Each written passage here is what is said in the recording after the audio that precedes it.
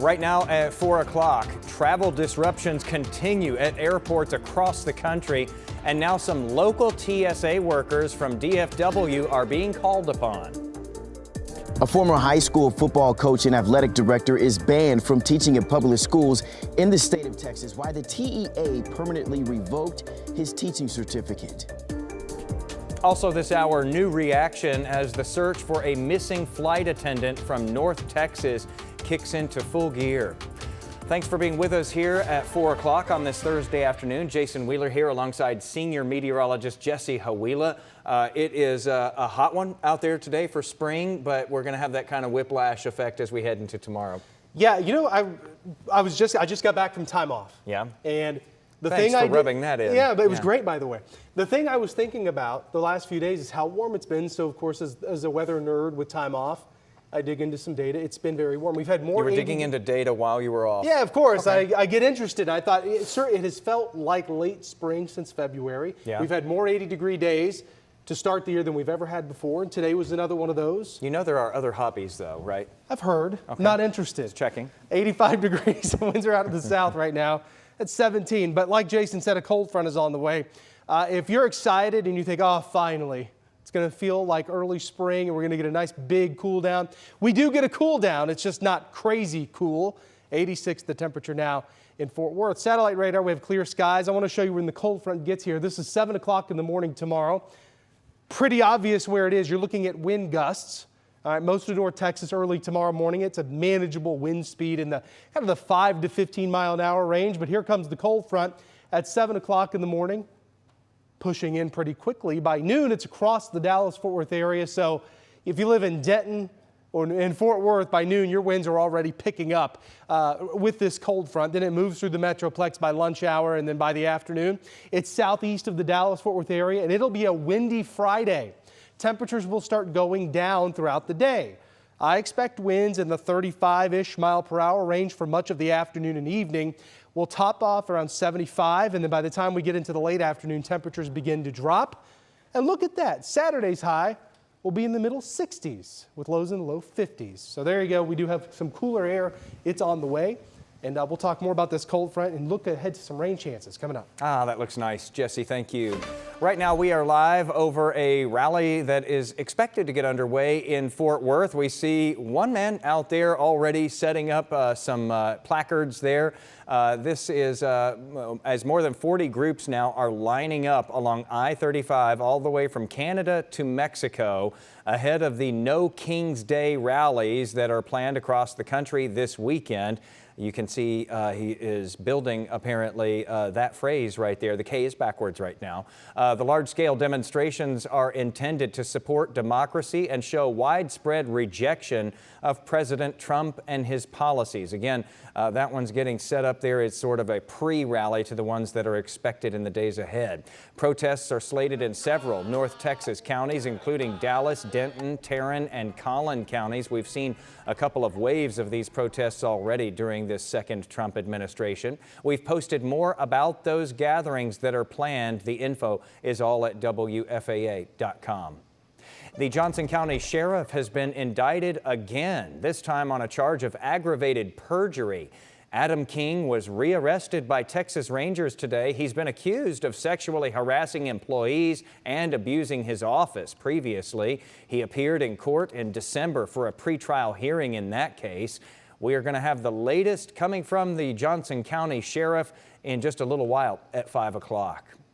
Well, we have learned that Salina High School's former head football coach has voluntarily surrendered his license to teach. This comes as the Texas Education Agency investigates Bill Elliot for an allegation of misconduct from 1995. Richard Solomon has this one. Several months after his son was investigated for multiple sex crimes, former Salina ISD athletic director and head football coach Bill Elliot is now banned from teaching at public schools in the state of Texas. The TEA permanently revoked his teaching certificate. The TEA says districts are also prohibited from hiring Elliot in roles that require certification. According to the district, Elliot voluntarily surrendered his educator certificate in lieu of a TEA investigation related to an allegation of misconduct in the mid-1990s. The district says the allegation was reported to the TEA, not the district, and they were not notified about the allegation until after Elliot's resignation. We have not yet been told what that allegation was at this time. In January, Elliot stepped down from his position amid scandalous allegations surrounding his son, Caleb Elliot, who is facing multiple criminal sex crime charges. I spoke with Terry Miller, president of NC Sesame, a national organization that works to end abuse in schools. For his license being revoked and not knowing what those reasons are leads me to the conclusion that they were severe enough that the TEA revoked his license. And the TEA also told WFAA Elliot's name is also placed on the Do Not Hire registry. Of course, the story will continue to keep you updated on once we learn more. For now in Salina, I'm Richard Solomon. Back to you. All right, developing right now, the search is on for a missing American Airlines flight attendant with ties to Dallas. Eric Fernando Gutierrez Molina was last seen going out at night in Colombia during a flight layover there. Hasn't been seen since then, though. The Trump administration says it is monitoring the situation with this and is ready to provide assistance to Americans in need who are abroad. We also reached out to American Airlines for comment on this. The carrier says it is doing all it can to support his family and engage with law enforcement. We're going to have more on this story coming up tonight at 10 o'clock.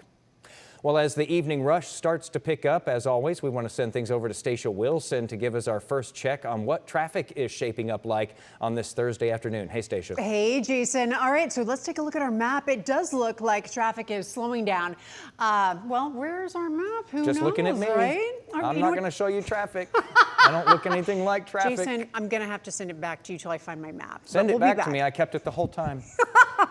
All right, Stacia, we'll look for that traffic map. It's going to be a big mystery. All right, Fort Worth police are investigating after officers shot a man they say charged at them with a handgun. Police were called to a home on Bonita Drive after 9:30 last night. They say they found a man firing a gun in the direction of some homes there, and neighbors say this has become a common thing in their area. It's a little scary because you don't know if like a stray bullet's going to come through your house or if he's even going to knock on your door. Police say they approached the man and he charged at them. Officers then shot him and administered first aid before paramedics were able to take him to the hospital. The suspect was critically injured, but no officers were hurt. Well, it's business as usual at North Park Center once again today, but we're still working to try to find out more details about yesterday's bomb threat there. Police got the call just before noon and evacuated that enormous mall for hours before they finally gave the all clear. North Park just shared a statement with us today saying the safety of our guests and employees is always our top priority. They thanked everyone for their patience and specifically Dallas police for their swift response yesterday. Well, right now, some TSA officers from DFW International and Dallas Love Field are heading to Houston to help to ease some of the congestion as air travelers there have been waiting in some of the longest TSA security lines in the country. It's been miserable down there. Well, more than a dozen agents from here, where things have been relatively good, will now be stationed at Houston's George Bush Intercontinental Airport, which has had epic hours-long waits lately as the partial government shutdown has caused TSA employees to continue working without pay. Nearly 500 TSA workers nationwide have quit their jobs over this. Many more have been calling out sick, and now Houston's mayor is reacting. I've been in public office my entire adult life. I don't know if I've seen a bigger mess that really, there's an easy solution to it. We're the victims of politics, and it's sad.